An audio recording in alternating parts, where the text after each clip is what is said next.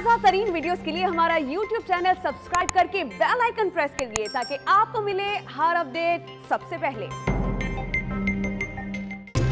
अस्सलाम वालेकुम, आप देख रहे हैं डॉन न्यूज। मैं हूं नाइला असगर। हेडलाइंस आपने जानी। अभी आपको कराची से अपडेट करें, जहां कोरोना केसेस की शरह खतरनाक हद तक इजाफा हो रहा है। कराची में मुस्बत केसेस की शरह 17.1% हो गई।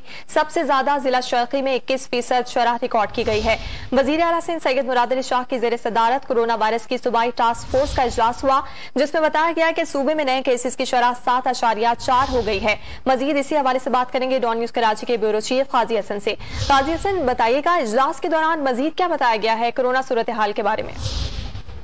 जी बिल्कुल, ये कराची शहर कायद में जो कोरोना के बढ़ते हुए केसेस इसके हवाले से वजीर आला सिंध मुराद अली शाह की जेर सदारत सूबाई कोरोना टास्क फोर्स के इजलास में तमाम मुतल्लिका हुकाम शरीक हुए, जिसमें इजलास में आगाही दी गई कि सूबे भर में नए केसेस की शरह 7.4, जबकि सिर्फ कराची में कल 13 जुलाई को कराची में नए केसेस की शरह 17.11% जो है रिकॉर्ड की गई। इस हवाले से इजलास में नहायत तशवीश का इजहार किया गया और वज़ीर आला सिंध ने कहा कि कराची में सूरत हाल काफी हद तक खराब हो चुकी है, केसेस की तादाद बढ़ रही है। इजलास में आगाही दी गई कि सिंध में मुख्तलिफ जो वेरिएंट है, यूके वेरिएंट के 92, साउथ अफ्रीकन वेरिएंट के 162, ब्राजीलियन वेरिएंट जो 29, इंडियन जो कोरोना वायरस वेरिएंट है उसके 67 केसेस जो है अब तक रिकॉर्ड किए जा चुके हैं। और इजलास में आगाही दी गई कि इस सूरत हाल अगर ये मजीद खराब होती रहेगी तो इस हवाले से तर्जुमान सिंध हुकूमत ने भी एक ट्वीट किया जिसमें उन्होंने कहा है कि अगर सूरत हाल मजीद खराब होती गई तो सिंध हुकूमत सख्त